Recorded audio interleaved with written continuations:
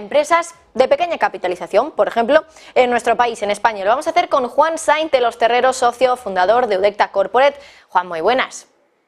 Hola, buenas tardes.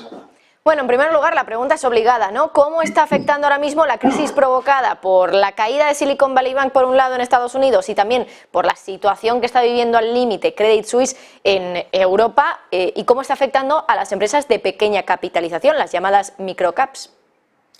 Pues creo que tenemos dos escenarios claramente diferenciados, y por un lado teníamos, y es generalizado en el mercado global y en el mercado de las microcaps y de empresas de pequeña capitalización, teníamos la crisis del Silicon Valley Bank que, pues a principios de semana, nosotros no estábamos viendo que estuviera afectando de manera muy fuerte, muy potente a las empresas de pequeña capitalización.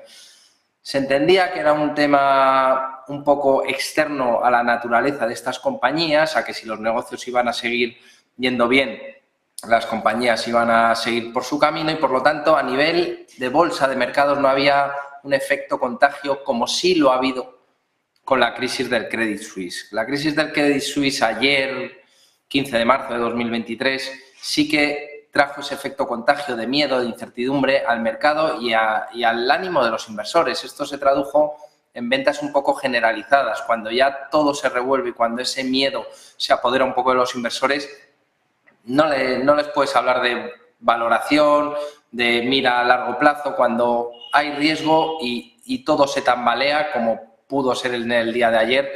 Pues hubo ventas un poco generalizadas y la naturaleza de estas compañías también, con poca liquidez en ocasiones, pues pudo acentuar los movimientos en algunas de estas compañías. Por lo tanto, ayer sí que hubo un efecto muy directo de contagio y de miedo en los inversores, y por tanto las microcaps, las empresas de pequeña capitalización, cayeron medianamente con fuerza, algunas de ellas.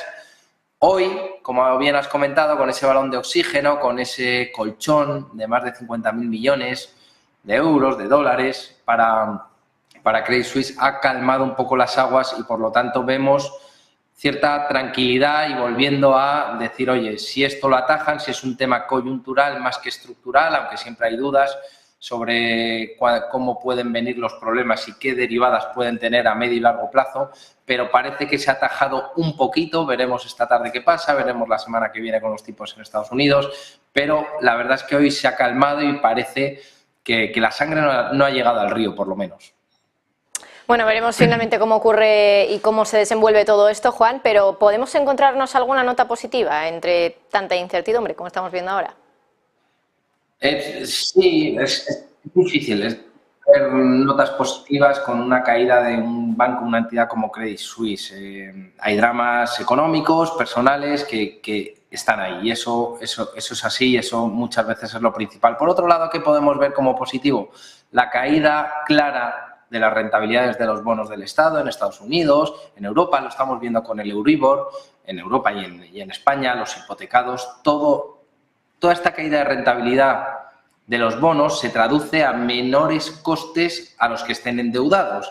Si tienes menos costes a los que estén endeudados a tipo variable, podemos ver un cierto alivio en esas empresas, ciudadanos que están endeudados y que le pueden, por lo menos durante las próximas semanas, meses, no ver cómo los costes de deuda suben, sino que incluso bajan. Otro tema muy importante a nivel de valoración de empresas es que esta caída de rentabilidades hace que las tasas de descuento de esos flujos de caja a nivel de valoración, cuando se hacen valoraciones, en muchas ocasiones se descuentan a un tipo. Si ese tipo de interés está bajando y ese tipo de descuento, las dos patas del tipo de descuento a los que se descuentan, valga la redundancia, los flujos de caja, está por un lado por la tasa libre de riesgo y por la prima de riesgo. Si esa suma baja, y como vemos está bajando y mucho, las rentabilidades del bono americano a 10 años, que podríamos tener como referencia de tasa libre de riesgo, si baja, las valoraciones suben. Entonces, a menores tasas de descuento, las valoraciones en empresas, esto es importante, que consigan mantener las facturaciones esperadas y los beneficios esperados, si eso se mantiene y las tasas bajan, esas valoraciones subirán. Por lo tanto, por un lado tenemos el coste de deuda a las empresas que tengan referenciados a tipo variable esos costes de deudas, por lo menos no van a seguir subiendo, que se estimaba que iban a seguir subiendo, se igualarán o bajarán, y a nivel de valoración en bolsa en las buenas y en las que mantengan ingresos y beneficios, unas tasas menores de descuento subirán las valoraciones de esas compañías.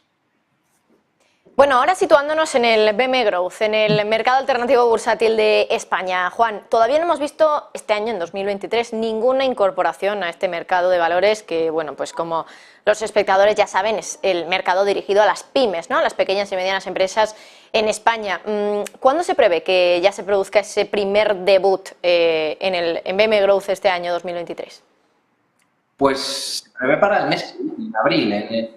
En el mes de abril, la propia compañía lo ha comunicado y la propia compañía de la que hablamos es Greening Group. Greening Group, en su propia página web, ha hecho un comunicado en el que están preparando su incorporación con una ampliación de capital bastante importante de unos 20 millones de euros y han dado un plazo, han dado incluso un rango de fechas. En abril prevén la incorporación. Esto siempre es muy delicado porque hay muchas cosas y más con las noticias que estamos viendo que pueden retrasar esos procesos de incorporación y esos tiempos.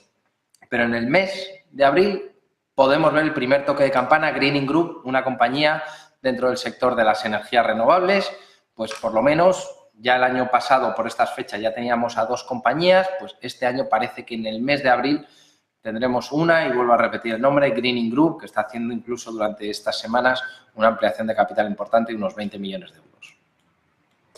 Bueno, además, Juan, hay que decir también que existen 2 índices dentro de lo que es el BM Growth, el mercado para pequeñas y medianas empresas, y parece que van a producirse cambios la semana que viene. ¿Qué cambios es los que podemos destacar que van a ocurrir entonces? Sí, el comité técnico de estos índices, hay 2 índices, como bien has dicho, el índice Growth Market All Share, que engloba a todas las empresas en expansión, y el índice Growth Market 15, que es el selectivo dentro de este mercado. Son 15 compañías como el selectivo que está en el mercado continuo, el IBEX 35, pues en el BM Growth tenemos al IBEX Growth Market 15 como selectivo de este mercado. Va a haber unos cambios de coeficiente. Yo creo que lo más relevante es quiénes entran y quiénes salen dentro del selectivo IBEX Growth Market 15. Las empresas que entran son 3, Intercity, Energy Solartech y Substrate AI. Y estas 3 compañías entran por su volumen de negociación diario en el mercado. El índice, igual que pasa con el IBEX 35, no son las 15 compañías que más tamaño tienen dentro de este mercado. Suele coincidir. Por ejemplo, en este caso en concreto tenemos el ejemplo claro que el Intercity es la empresa más pequeña del BM Growth y entra en el índice selectivo. ¿Por qué? Porque el principal criterio para entrar en el índice es la liquidez en el mercado. Básicamente, las 15 compañías que más negocian en el mercado son las 15 compañías que forman parte de este índice. Y el lunes, 20 de marzo, entrarán el Intercity, Energy Solartech y Substrate AI. Si entran 3, salen 3. El Zinc, Hanum y Tier 1 serán las 3 empresas que salgan de este índice selectivo que toma efecto estas entradas y salidas el 20 de marzo de 2023, el próximo lunes. Bueno, solemos ver frecuentemente, Juan, operaciones de compras de compañías por parte de las empresas que cotizan en el BM Growth. ¿Qué es lo que podemos esperar sobre este asunto?